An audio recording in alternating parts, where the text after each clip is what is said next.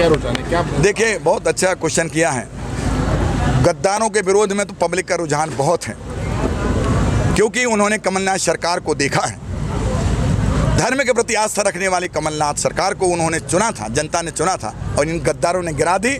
इसलिए जहां भी हम लोग जाते हैं, जब हम अपनी बात करते हैं तो जनता हम लोग को छोड़ती नहीं है, संत समाज को छोड़ती नहीं है, और कहते महाराज कोई तो कम से कम कोई आया सामने हमारे लोकतंत्र की रक्षा करने के लिए।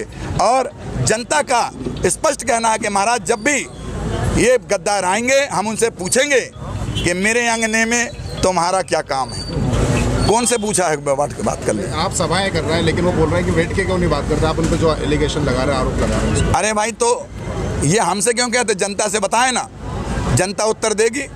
बैठ के क्या बात करेंगे?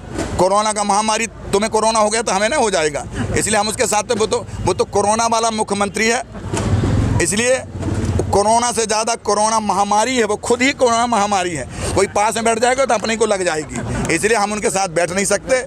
और दूसरी बात है कि उस जैसे झूठा, उस जैसे घोषणावीर ये जनता सब समझती है। सबको मालूम है कि हमने जब नकार दिया था तो तुमने करोड़ों रुपए देकर के क्यों खरीदा। सरकार, जनता पे विश्वास नहीं है क्या? 15 साल जब दिया है तो और 5 साल देते। इसलिए पूरी जनता जनार्दन जो है और मतदाता इन्हें वोट नहीं देगी, ये मन में ठान लिया है। और किसे वोट देगी, किसे मुख्यमंत्री बनाएगी, वो समय बताएगा। आने वाले उपचुनाव में इन गद्दारों को, जैसे तुम्हारे यहाँ पटेल हैं, और ये पटेलों ने क्या किया है, इतिहास उठा के देख लो। अरे इस गांव की, इस विधानसभा की नाक तो ना कटवाओ पटेल साहब। आपने जो किया है, आपने ईमान बेच दिया, और इन कार्यकर्ताओं को आपने पूछा भी नहीं। इन्होंने रात दिन पैसा खर्च किया, दौड़े, नंगे पैर दौड़े। क्या नहीं किया यहाँ के कार्यकर्ताओं ने? कभी पूछ लेते कार्यकर्ताओं से? जो किया है वो ठीक नहीं किया है। इसलिए जब ईमान ही बेच दिया है तुमने, तो कहने की ज़रूरत नहीं है। उपचुनाव में जब वोट डालने की बात आएगी, बटन दबाने की बात आएगी, तो छू मंतर कर देंगे, तुम्हें वोट तो नहीं देंगे। ये जनता का कहना। तो शुद्धिकरण को लेकर आपने फिर से पहले यात्रा की, ये आप क्या? देखिए, नर्मदा अवैध खनन को जब रोकने की बात करी थी, मैं उसका अध्यक्ष था।